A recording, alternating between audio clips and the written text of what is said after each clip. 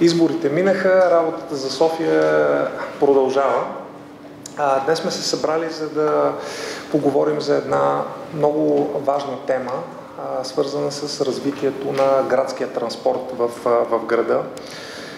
Освен ежедневната работа, която тече постоянно и която мисля, че все повече софиянци виждат резултатите от нея и неща, които ги касаят в ежедневието им.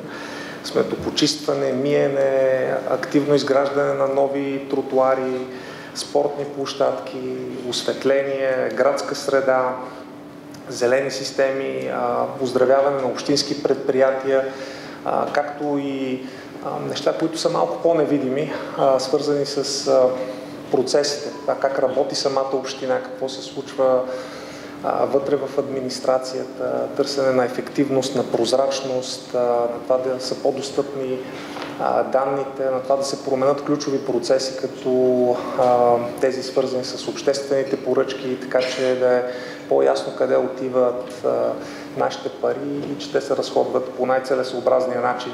Паралелно с тези малки видими неща, които афектират всеки един в ежедневието му, плюс големите невидими, както ние им казваме, но които имат голямо отражение върху ефективността на цялата тази организация и какво тя може да направи за нас, са в движение редица проекти, които са важни, значими за нашия град и които ние подготвяме от самото начало.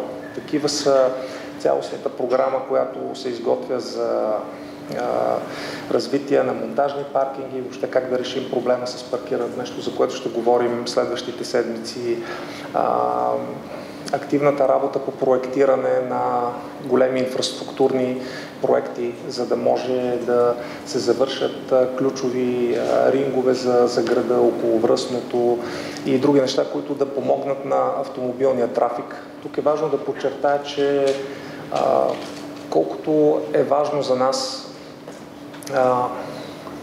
развитието на градския транспорт, не по-малко е важно и на развитието на на мрежата, на пътищата за автомобилите и цялостната инфраструктура. Тоест, ние когато говорим за градски транспорт, ние искаме да го направим по-удобен, по-бърз, по-модерен, за да имат повече причини хората да го използват, а не насилствено да свалим хората от колите, както се покрадва като теза.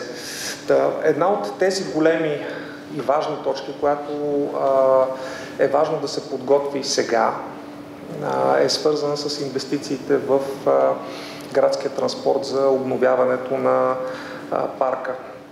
И сме готови с една амбициозна програма, която да даде посока и тласък на целия този процес. Процес, който ще протече доста години напред във времето, т.е. той няма да е ограничен само с тази администрация, но изключително важно за развитието на града, тъй като много от инвестициите не са правени години и години наред, най-вече в трамвайната мрежа, нещо за трамвайния подвижен състав и мрежа, нещо за което ще поговорят колегите.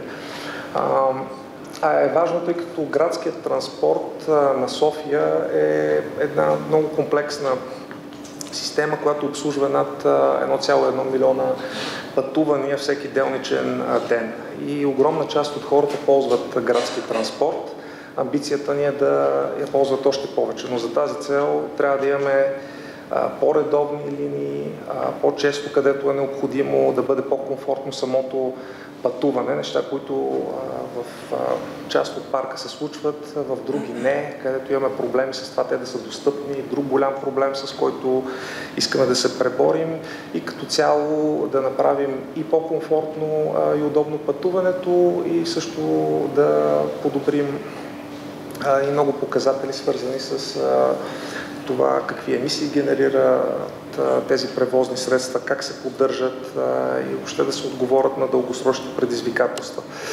Паралелно с това, което ще говорим днес, искам да уточня, че и активно се работи по развитието на метрото. Изграждат се 12 нови станции. Пуснахме процедурата за Царица Йоана, което също е много важно, тъй като е свързано и с рехабилитация на пътното платно, отгоре и развитието на този район.